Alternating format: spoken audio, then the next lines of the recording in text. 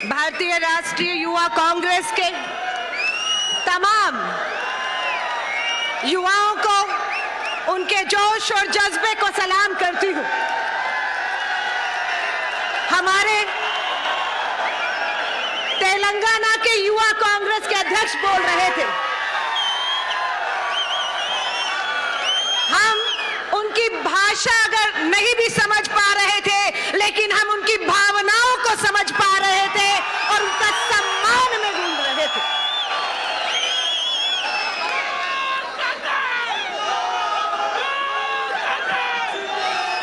मैं भारत रत्न पूर्व प्रधानमंत्री, पूर्व कांग्रेस अध्यक्ष, इस देश के लिए जिन्होंने अपने खून का कतरा दिया, श्री राजीव गांधी जी को याद करते हुए श्रद्धांजलि देती हूं। राजीव जी की एक तस्वीर के नीचे कुछ लाइनें लिखी थी, वो लाइनें मैं पढ़ना चाहती हूं। वो लाइनें मेरी नहीं है, वो लाइनें राजीव गांधी जी की है। वो लाइनें आज आपके और हमारे लिए हैं। उन लाइनों को सुनना, उन लाइनों को आपको समझना होगा कि हमारे नेता जो शहीद हो गए, वो आज की 21वीं सदी की पीढ़ी से आपसे हमसे क्या चाहते थे। सुनिएगा, ये राजीव जी की हमसे उम्मीदें हैं। राजीव जी की तस्वीर के नीचे लिखा था, लिख रहा हूं मैं अंजाम जिसका, लिख रहा हूं मैं अंजाम जिसका, कल आगाज आएगा मेरे लहू का हर एक कतरा इंकलाब लाएगा। मैं रहूं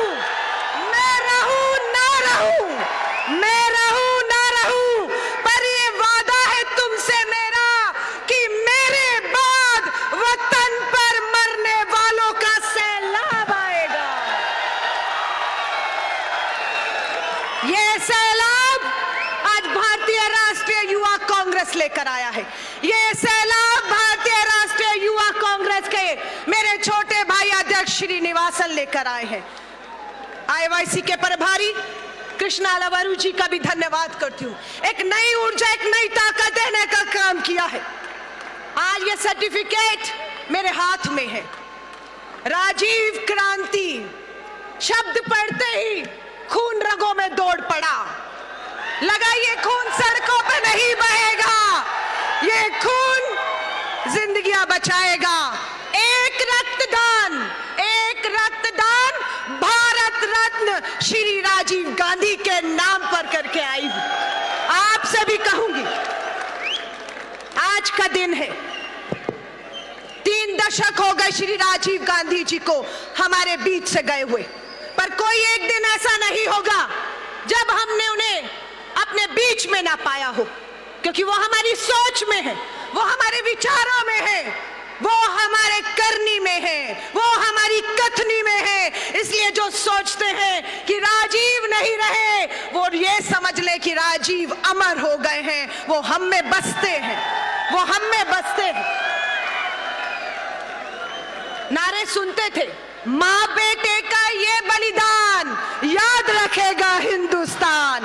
आज माँ हो या बेटा हो, त्याग और बलिदान बात नहीं करना चाहती थी, लेकिन जवाब देकर जाएंगे। प्रधानमंत्री कल राष्ट्रीय कार्यकारिणी को संबोधित कर रहे थे, भाजपा की, परिवारवाद का जिक्र किया। प्रधानमंत्री जी, ये गांधी परिवार है, ये संघ का वो गद्दार परिवार नहीं है जिन्होंने अंग्रेजों के साथ मिलकर इस देश के साथ गद्दारी की है।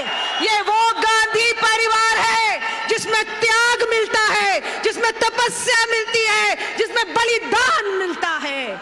ये वो गांधी परिवार है। जवाब आपको देना होगा।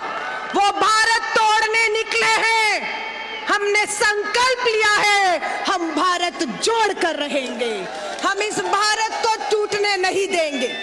ये युवाओं को समझना होगा। सत्ता में बैठे सत्ताधारियों के पास बेरोजगारी का जवाब नहीं, महंगाई का जवाब नहीं, इसलिए सांप्रदायिक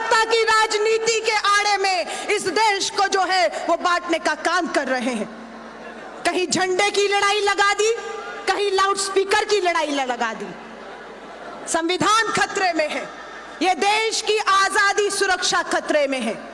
अगर त्याग के लिए, बलिदान के लिए तैयार हो तो यहां से घर मत जाना जब तक 2024 में इस सांप्रदायिक ताकतों को सत्ता से उखाड़ कर फेंक न दे और श्री राहुल गांधी जी जो अधूरे सपने हमारे राजीव गांधी जी सो छोड़ कर गए हैं उसे हम पूरा न कर दें, तब तक छोड़िएगा मत।